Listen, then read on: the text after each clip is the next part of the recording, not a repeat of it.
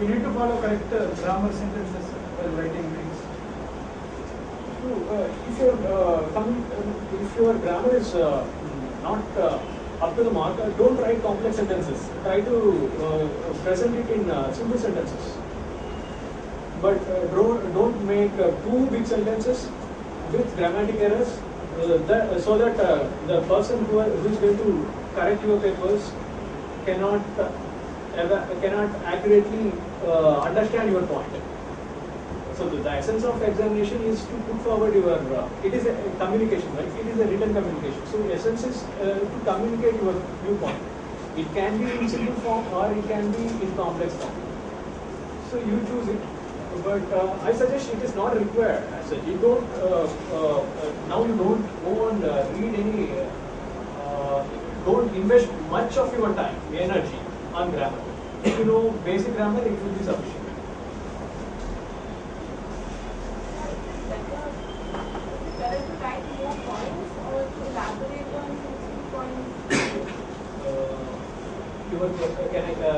I'm going to rephrase your question. Is it better to write more points or what was the write points more, or to write as many points as possible? When it comes to general studies, you have to present more number of points. There is no need to really present your analytical skills in general studies examination.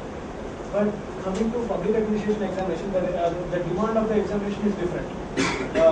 This examination demands more analytical approach. So in that case, you have to first explore the theme of the question, right? So you have to inform, in case if it is a lengthy question, 60-mark question, you have to inform the examiner that you understood the question correctly in your first paragraph. Then you go on. Putting your arguments and supporting with case studies, all that kind of stuff. For 60 marker, perhaps you can put forward 6 to 7 arguments supported with good case studies, nice introduction, and conclusion. Conclusion should also be 50 at least. Conclusion should also consist 50 words. So totally, the 60 marker can have answer to 60 marker can go up to 600 to 700 words. Okay. First thing, you did a lot of ARCs. So what are those ARCs? How useful were they? And the next thing is about your group preparation. How important was that? Having done that. Because I found it useful personally, especially your current affairs. I gave a copy to the institute also, and everyone was really impressed with the way that you are prepared. So how useful was it for you? Because considering the fact that I didn't fulfill my commitments to you. As far as current affairs is concerned. Two questions. Okay, first of all, let me answer the first question. As far as the ARCs is concerned, I have focused on a few ARCs. I didn't read entire ARC, all ARC reports. I could read the ARC related to personal administration, financial administration, public order, social, good governance, yeah, good governance and local governance, and there is social audit, a report on social audit, and there is a report on district audit. Let me write it down really.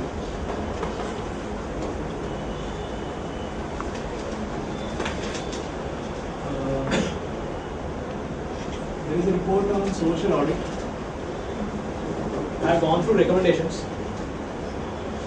There is a report on public order. I have read the entire report.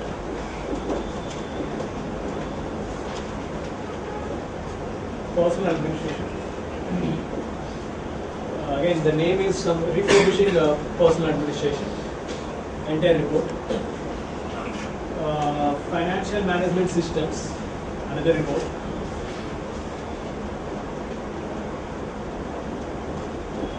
I have read the entire report. District and state administration. I have read district part. I suggest you to read complete district part. It is very good. Local governance.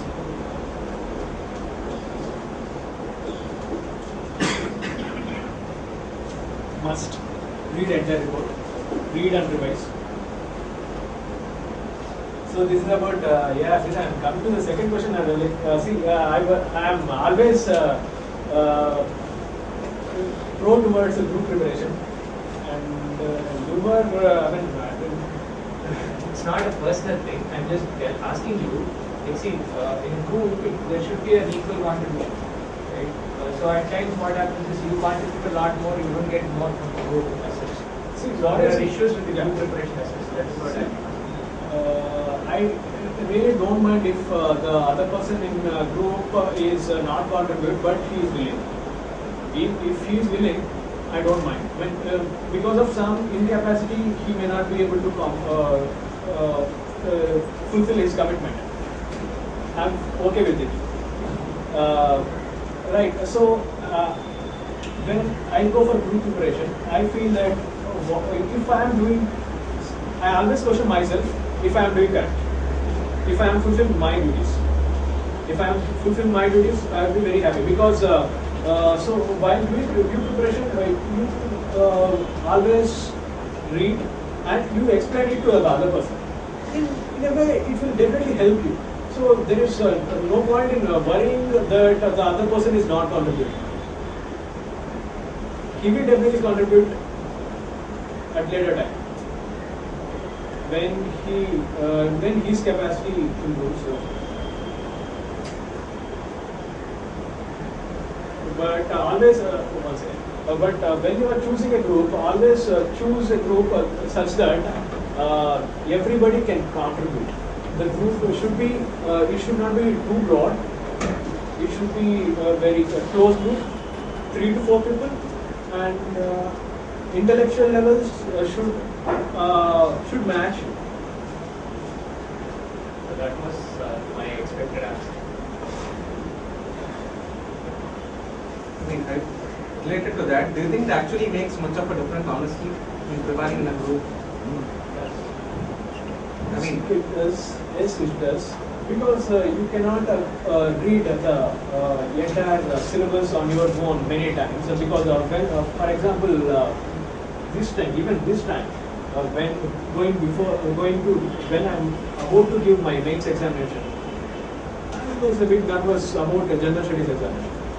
There was a lot of material flocking into the market at the time of general studies examination. So what I did, I quickly, we have 3 to 4 close friends.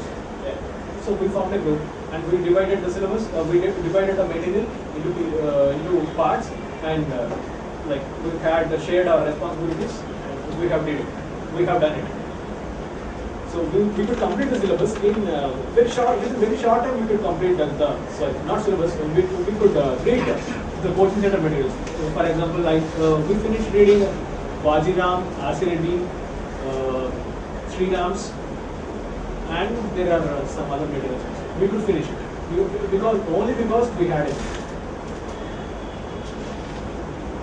It will definitely help you in other way also. So what happens when you don't have a group? Your mentality gets so rigid. You try to become so rigid. You tend to think that whatever you are doing is right.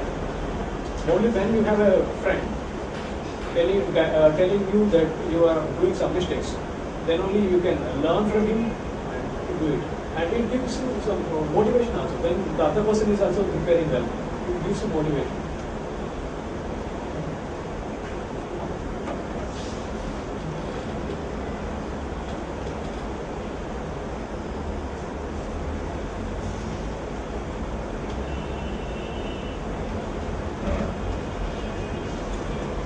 Any other questions?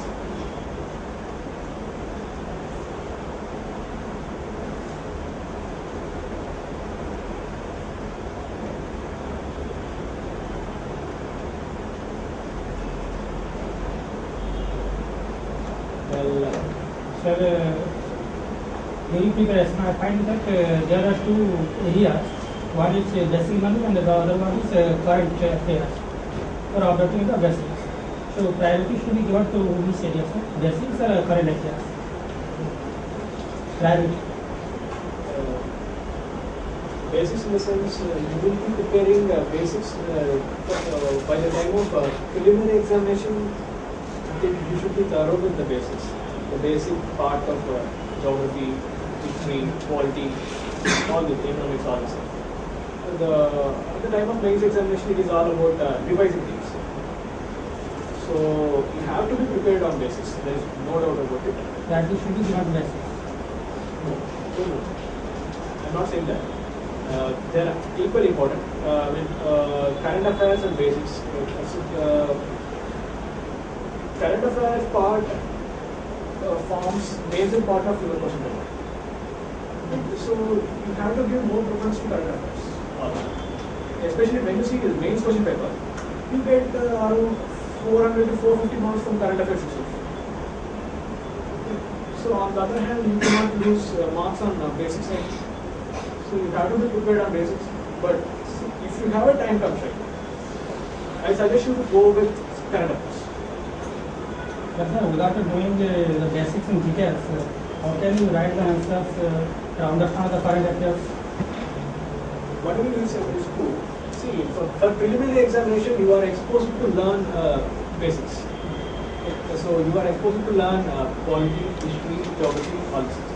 So I assume that you know decent amount of basics when you are going to write mains examination. So I say, see, when you are going to do mains examination, you can just revise those basics and focus. Most of your time on. You can spend most of your time on current affairs, social issues, political issues, as I have one. You can spend your energy on current affairs. Only general studies part. Optional subject we have the current affairs also is involving, or we can expect only from the syllabus orient. In optionals, as I said, we have given syllabus. Clearly, the syllabus is straightforward. There are instances when they ask questions beyond the syllabus also. There are minor questions. Yes, there are. Okay, let me not go into that area. So, even within the syllabus, there are many areas which you can relate it with current affairs. So once you prepare the, like I have said, initially you may, I don't know whether you are here. See, for optional subject,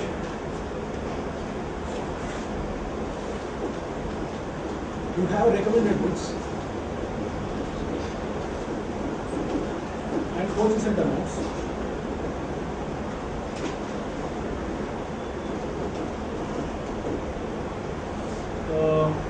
These two things will be sufficient to give a basic idea about all topics.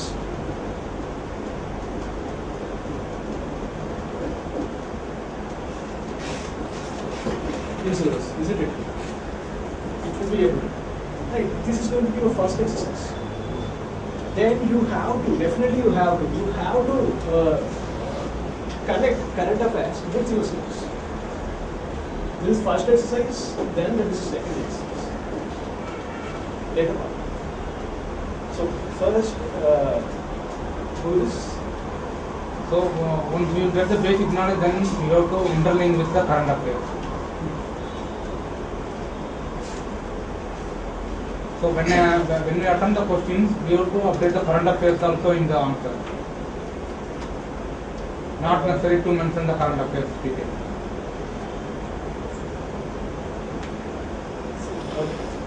Most of the time, current affairs, if you are going to mention it, so there can be two instances when you can mention that.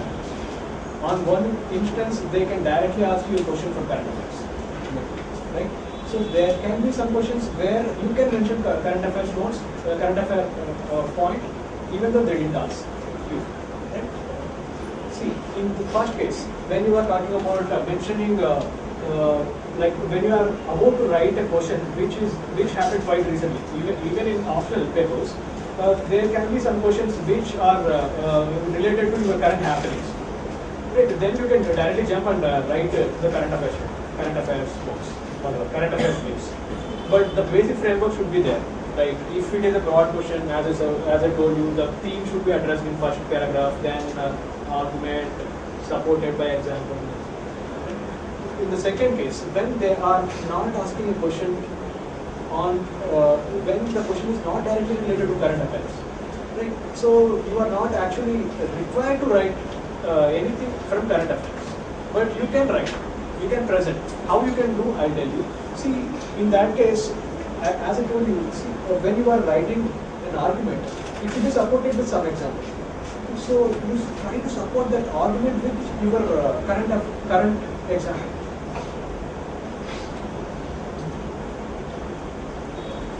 Am I clear? Yeah. So that's how you can actually impress the examiner also.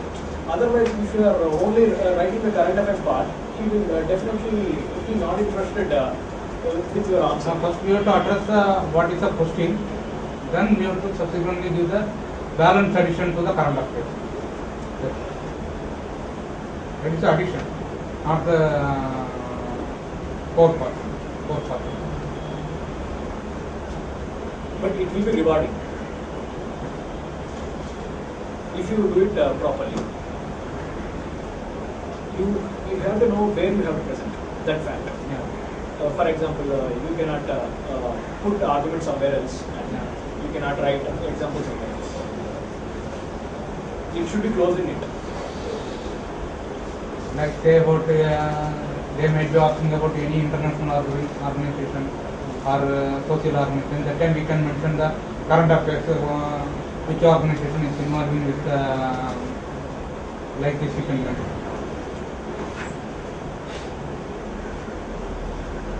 Like awards, and also last time they asked about explain about the Sahasya Healthcare Academy Award and like the different awards, why they are awarding and which purpose they are awarding. So that time we can mention in the 2010 or 11, these are the persons got that award. In general studies examination, you have to be very particular about the question. You have to present the question. It is not analytical. I have mentioned, I have answered you for optional purpose, optional examination purpose. For general studies, if it is about awards, you have to write about awards. They don't expect you to write the recent recipient of the awards. And they, most often, they will have they don't have any real knowledge of the award itself. What they know is the examination, the answer sheet given to them. There is an answer sheet prepared by UPSC, and it will be circulated to examination. So they will get to know about the award from that circulated paper. So it will not be found. The recipient's name will not be found in that circulated paper. So if it is not found, you don't get any reward for the point you have mentioned. So try to be particular. And in case if you don't have material, yeah, you go and do it. In case, to fill the void, I am saying. To fill the void, you can do it. So is it necessary to stick to the words while writing answer? For example, 150 words, 250 words. Actually, when it comes to time management, actually sticking to words is very important. Otherwise also, when the time management, let me explain that. In your general studies examination, these days you have to write around 3,300 words. Right? So in such a scenario, you cannot go on writing lengthy answers to short questions. So you have to be precise and you have to be accurate. The point whatever you are going to mention have to be very precise. So you have to stick to the timeline. Otherwise, you will miss many questions. You may not be able to complete the paper. So when you are not able to complete the paper, you get less marks. So this is my advice for everyone. Try to finish paper completely. Sometimes you can fill voids. It will be rewarding. You may not know, but try to finish the paper. You get good stuff. So that means you have to stick to the word limit. Suppose I have to write within 250 words, but I wrote it in 350 or 400 words. Will it affect a 4 actor? When you are mentioning more number of points, Yes, sir. right? So if you are mentioning more number of points in general studies,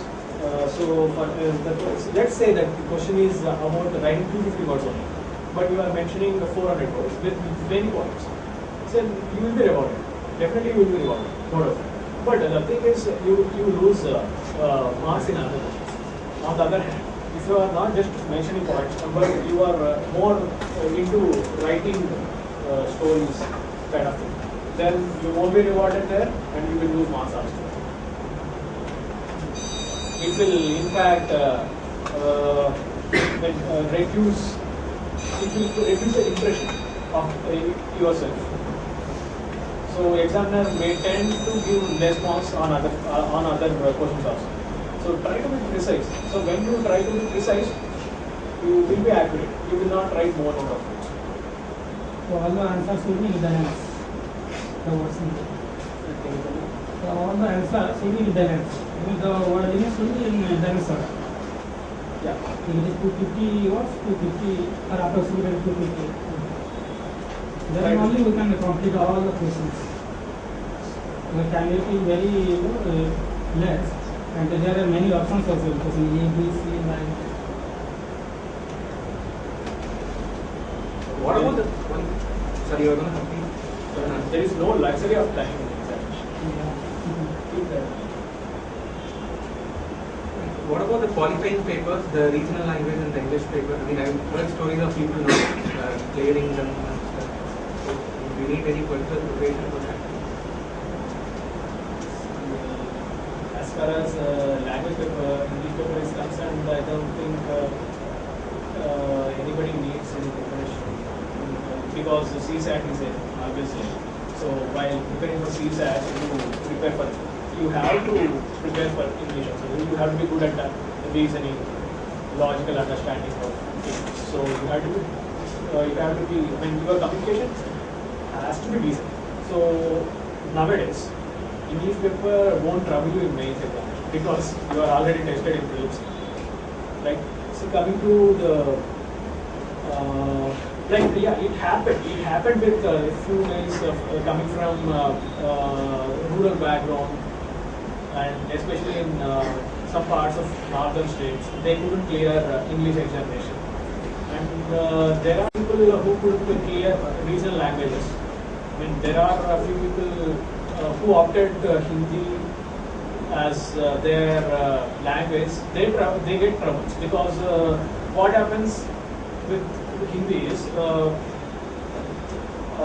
like otherwise in other regional papers you have that regional flair, right? I mean, if you are writing it in Telugu, they feel that okay, let me give him the pass marks and say. But in Hindi it doesn't happen. It may not happen. The higher chances that happen. Whereas in Hindi, there's a lower chance of that happening. We had that problem. I had that problem. So if you have a problem, be prepared for that. Otherwise, you should not trouble. I think so.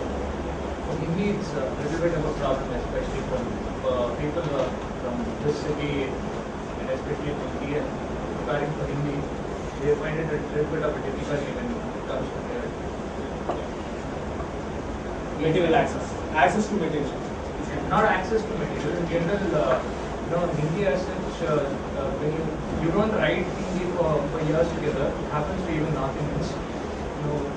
They can speak Hindi, but when it comes to writing down, it's a problem wherein Hindi alone is used as some sort of a filter by people in the UPSC. I've heard toppers saying this. When about 1,000 people, near about 1,000 people out of 1,500 end up not clearing Hindi and their papers are not cleared. So I had that problem in the first attempt. I removed that. So the bottom line is be prepared if you are Hindi, yes. worried about regional languages, any language. Don't give him a chance to fail you. Yes.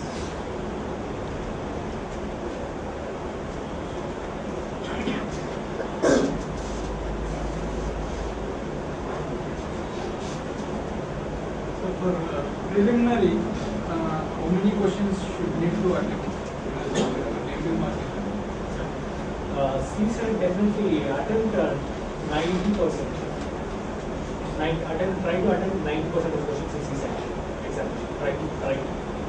I mean, like as I told you, there were like don't attempt less number of questions. In any case, the number of questions attempted in CSAT examination should not be less than 75%. Because there can be easy questions in very scoring questions from mathematics people from mathematics background can do. So in a way it is disadvantage to other person. So in any case fine. You have to attempt 75% of questions in CSAT examination. Coming to GS, General Studies part. So in General Studies part, I did attempt 80 questions. So I always try to be consistent. I attempt around 80%. I attempt. So even if I lose 20 to 30% questions, even if in that case also, you will be scoring 40%. So kind of safer question. More than 40%. But 50% is a safer question. So 50% is a safer question. Even to have that 50%, say 50% is a safer question. Say 50% is a safer question. So you have to at least attempt. If you are very accurate, you can attempt 50%. It is not going to be the case anyhow. So attempt 80% of questions. Let's take that scenario. 80% of questions and 20% of questions are wrong. So in that case also you will clear. You will clear the benchmark. The dead. What? Yeah. So try to answer less number of questions. Only avoid those questions on which you don't have any clue. Avoid it. Otherwise you try to attempt. If you have a decent amount of 50-50 chances will be there on many questions, so try to attempt those questions. At any cost, you have to take risk there, because the probability of getting it right is 50%. You have to take risk there. And while writing examination in prelims exam, first finish it off in first go. Only attempt those questions in which you are very confident. Right, it will be around 50% in case it will not be less than 50%. Right? Say there are 100 questions, you will be attempting 50 in first. Then choose those questions in which you have a dilemma, 50% dilemma, and try to answer. And then move on. If it is not coming to 80%, then try to take more risk, answer more number of questions in third go, and make it 80%.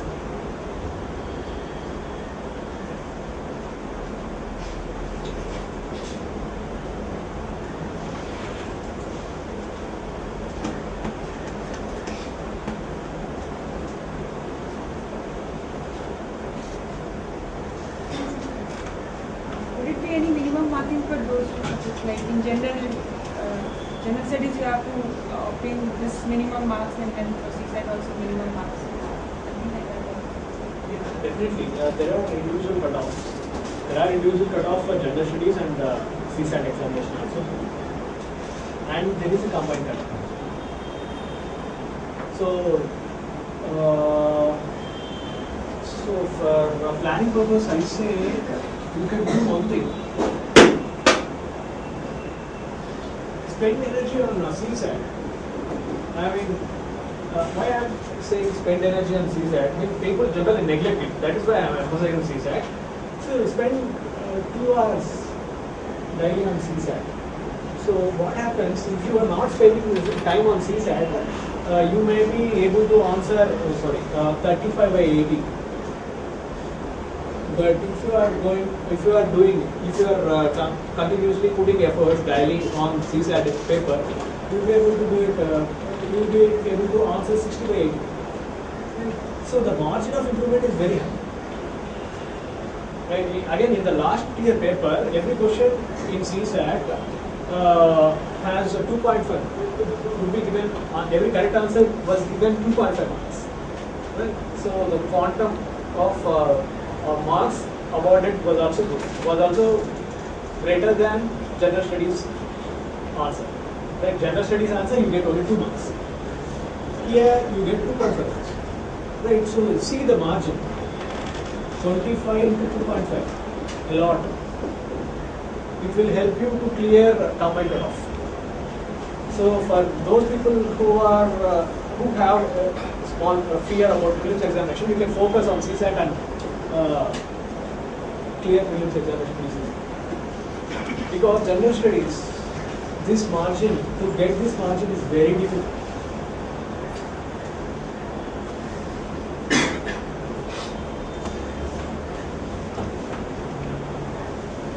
And the maximum how much we can attain in the interview? In interview, the scores even there are candidates who scored even 240, 230, 240, and I heard that they award about 10% of the students get more than that. What are the chances to improve the maximum marks to attain in the Interview, right? In interview, first of all, they try to destabilize you on many occasions. So don't get bothered by that, because after all, what matters is ultimate performance, not the performance to that question. So don't get destabilized by any single question. Try to maintain the tempo, and when you are when you are involved in conversation, and try to be involved. I mean, you have to you should be showing interest. That is, you should show him that you are present in conversation. You should show him that you are not lost. So these are the some characteristics which you can present in interview itself. Otherwise, also you can do many things like meeting officials and other persons who are into different occupations in the university or in your district. You can go and meet them. You can know about their problems. Thereby, you will get to know about more reality. What happens many times with civil service aspirants is we try to live away from reality. We read more number of books and become more idealistic. So this will give us a good opportunity to learn about the real life. So you can do that kind of stuff, and you can improve the knowledge on a real world. Right? So that is one thing. And read many books, as many books as possible. That will definitely help you in your interview. Even though you didn't have mentioned reading books as your hobby, I recommend you to read books. Definitely cultivate that hobby and cultivate good hobbies. Since when you are starting your preparation, cultivate good hobbies. I mean, in the sense, hobbies that provoke them to ask questions, not general hobbies. Like I have long distance running and reading books as my hobbies. Last year I have mentioned reading Indian mythology and long distance running as my hobbies. So they are very provocative. Definitely they will ask you. They will ask you questions. You can be very certain that they will ask you questions on those areas.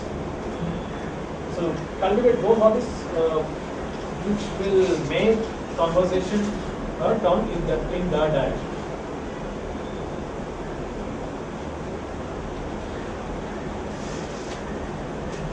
If some questions, even simple questions, even I have no answer, so I can say I have no answer, no idea. That will not make any negative impact on that. See,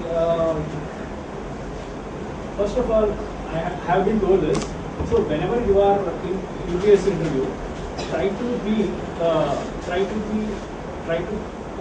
behave as if you are talking to a person who is sitting in a bus stop, elder person sitting in a bus stop.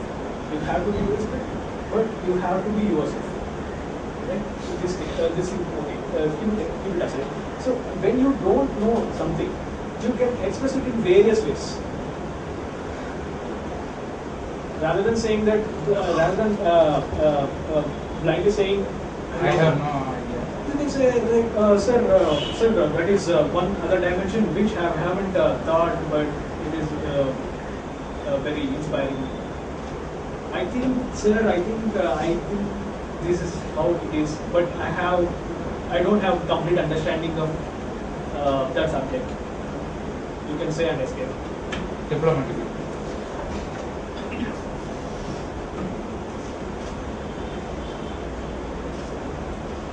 Rather than giving the straight answer.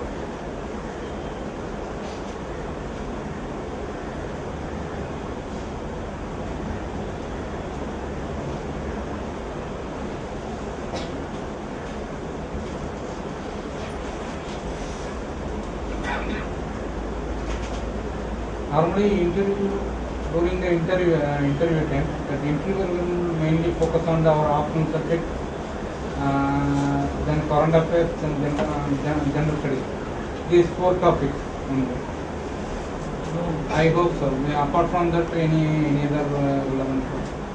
It is all about knowing your personality. It's a personality. It's called personality. So they can employ many techniques to know your personality. So they can ask you about your engineering background. They can ask you about engineering background. They can ask you about the options. They can ask you about any kind of issues. They can ask you on your hobbies. They can ask you on anything that is found interesting on your profile.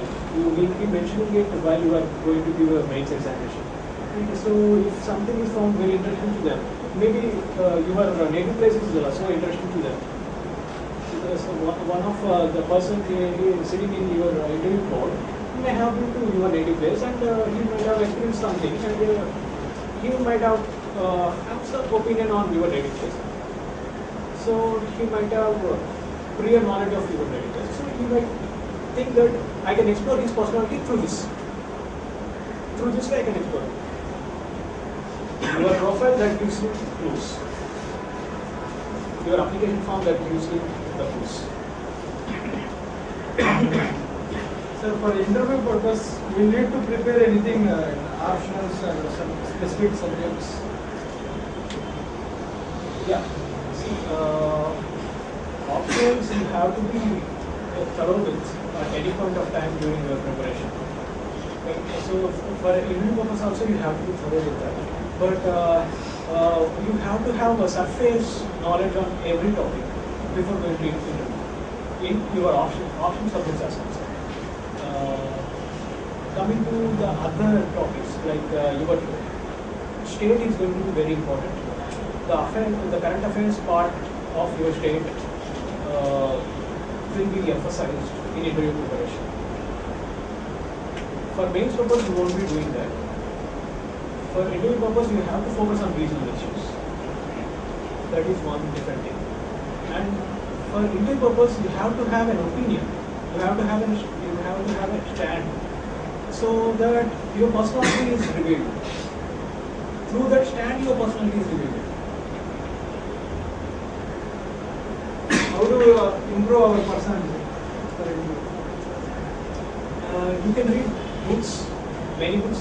They are available in the market, like non-academic books. There are many non-academic books like, as Sir has just told, read Discovery of India by Nehru, Ramchandra Guha's India after Gandhi, Nandan Nilekani's book, Amartya Sen books, So when you have no glance all these books, your personality will automatically transform. Is it really required such to read all these books?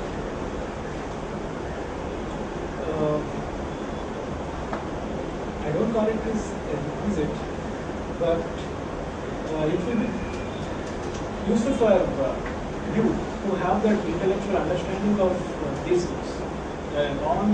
For example, say the Discovery of India by Nehru. Like he will talk about the history since the ancient ages. Your understanding of history improves. There is another dimension of the understanding of history which is presented by Nehru. So you can understand that. So actually that will help you in many ways, if not in interview. Also it will help you somewhere else. It will help you in next attempt. It will help you in your general studies answer, essays. Reading books will help you in somewhere.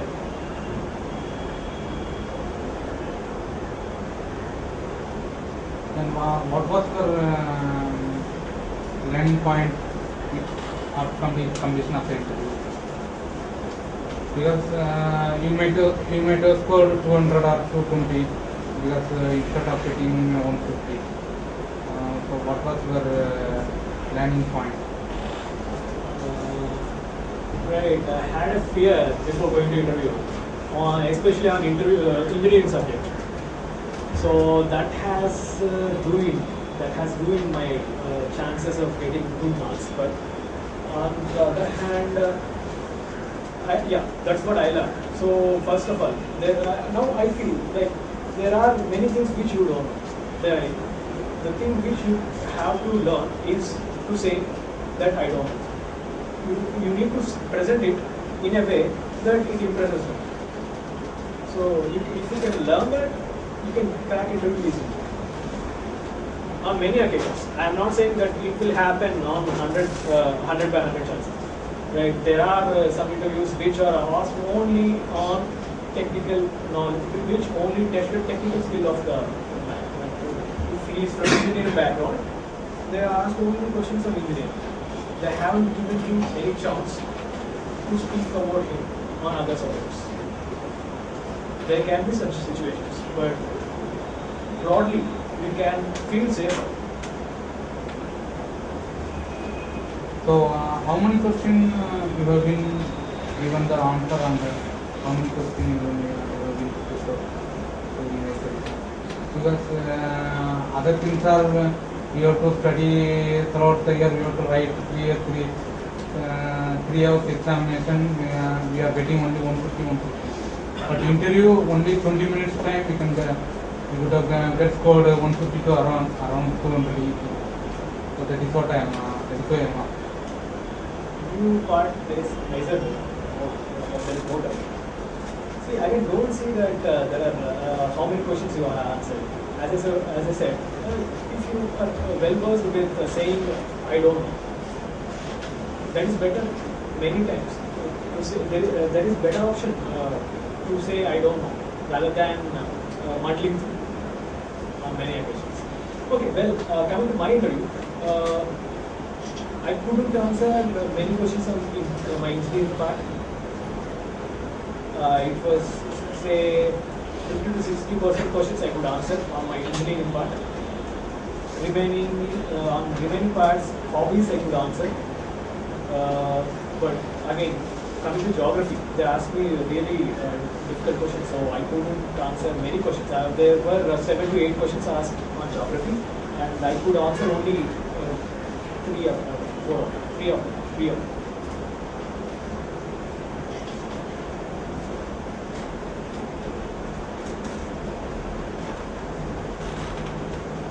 Sir, could you share us how did you preparation on daily basis?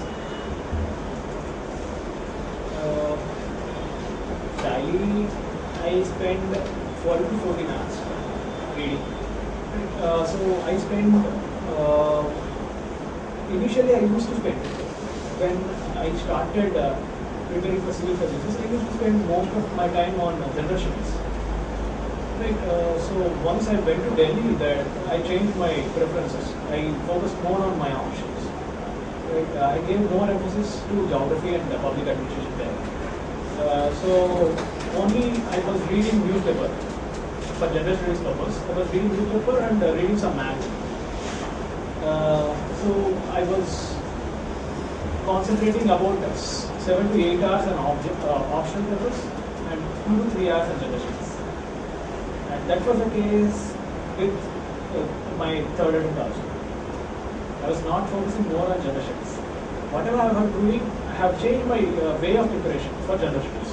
Right? I have, as I have mentioned earlier, I have changed the way I have making notes. Earlier, I used to make notes on date basis. Now I have changed that and I am making notes on topic basis. 12 to 14 hours. Most of my time was spent on optional subjects. 2 to 3 hours on general studies. Now, during interview phase, I am spending most of my time on reading books, general books.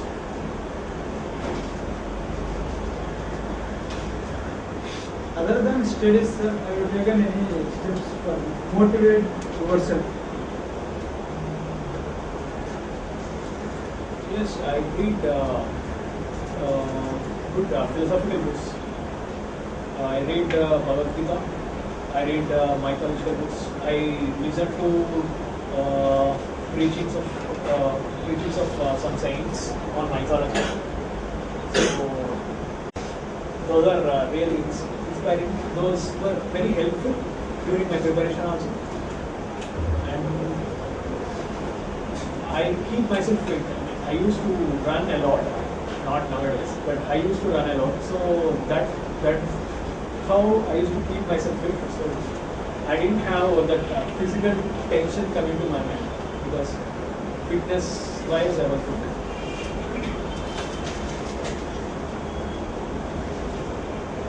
Reading good. So I suggest you to read good books and have good company and involve in physical activities. Some physical activities. 40 to 30 minutes. Do that. That will help.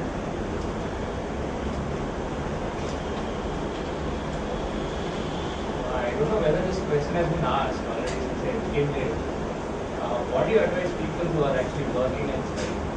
Because you've been in the same boat.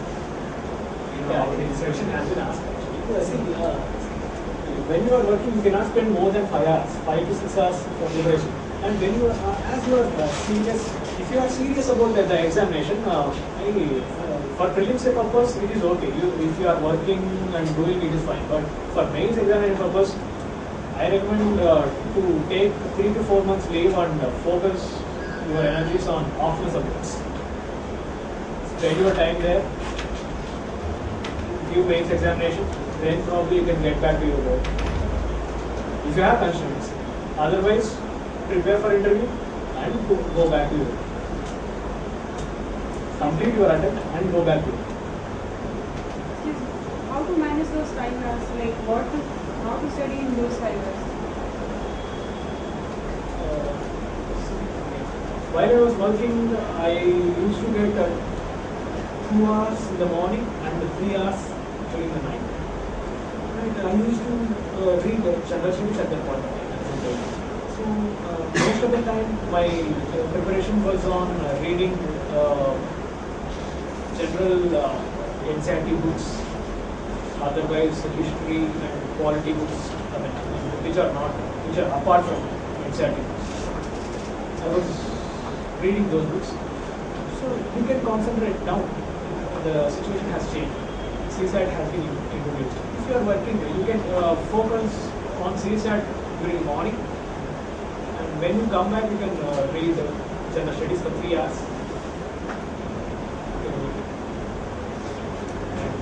As you are taking coaching also here, so syllabus will be completed. The syllabus will be completed. All you need to do is revise. Go home and do the revision work. What was your strategy between bringing the preparation to prints, then prints, between prints and mains, then between mains and interview? honestly, even to strategic point of view, for prelims, it was more factual in 2009 at that point of time. Now it has become analytical. The GS part has also become analytical. So the factual part, the personalities, awards, the kind of stuff, the revenge stuff, programs also, they have reduced a lot of. So they are asking more analytical things. So now I suggest you to have only one single strategy. Prepare for mains examination. In mains examination point of view, you have to learn GS. That is, you have to be conceptually clear on general studies syllabus areas. Then do well with, prepare well for CSAT. So that that will be sufficient for prelims examination. And coming to mains, focus on options. Okay. Option subject have been completed during the before preliminary or in your experience, in your case, optional subject have been completed before the prelims or Yes, after completion of the prelims? During my first prelims, I didn't have a chance to finish my options before prelims. Only after prelims, I started preparing for mains examination, and I had very little time to go on. And by that time, Kalyan sir gave me an opportunity to teach here geography. Right. So during my next attempts, that is the second attempt preparation, I was preparing for geography and general studies simultaneously. So that particular time, that particular 4 months period when I was teaching here, that helped me a lot to learn more about my own geography. So I finished geography there. All I had to do after going to Delhi was to write more answers and prepare a structure to answer. Prepare a structure to any topic, given topic. That is what I had to do at that part of time when I went to Delhi. So, in a way, my second attempt was more planned. I went to Delhi. I have taken coaching in Mohanty's Institute for Public Administration, and public administration problem was also solved, and I have given my name. So, coming to this third interview part, I will focus on interview part. Interview part is totally different from a bit different from your main part. In your mains, you don't have to take a stand. In interview, you have to take a stand, and your stand reveals what you are. Like, it is more opinion based. More opinion based, I say. Even in your mains examination, opinion based questions are asked. But in your interview, it is only opinion. Your opinion, what you feel about that issue. What, for example, secularism is a concept. In mains examination, if it is asked, you can mention fundamental rights, many preamble, fundamental rights and other provisions. But in interview, it becomes more academic and bookish if you mention fundamental rights and preamble. What secularism means to you, that is what you have to present in interview. So it is more opinion based, and you have to personalize things. So that is how interview is different from mains examination.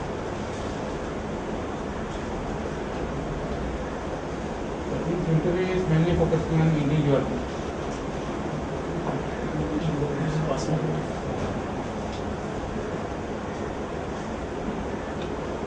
Sir, what are the books did you refer for geography?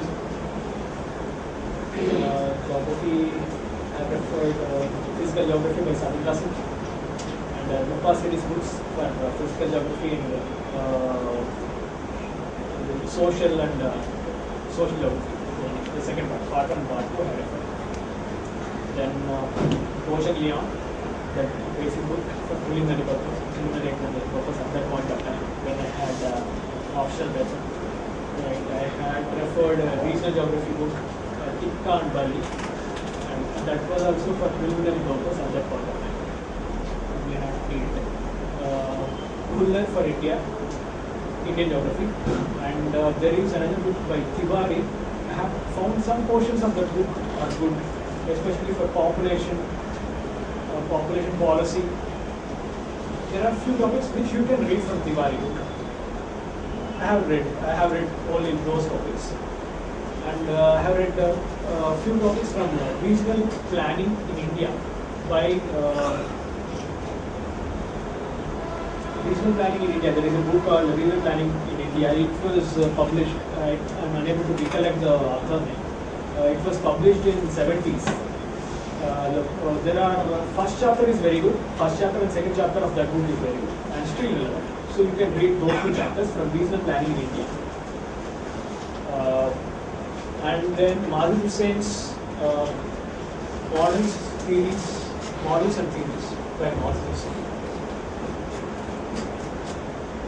And Human Geography of Mazhar Hussain for thought, for first one, the perspectives in human geography. These are the notable things. Again, I have referred Neetu Singh material sometimes to have some understanding of different topics. Coaching civil services, when you enter into civil services, these things are solved, these needs are solved. You can actually focus on doing service. There is nothing that stops you from doing service. You can ignore about these things when you crack civil service examination.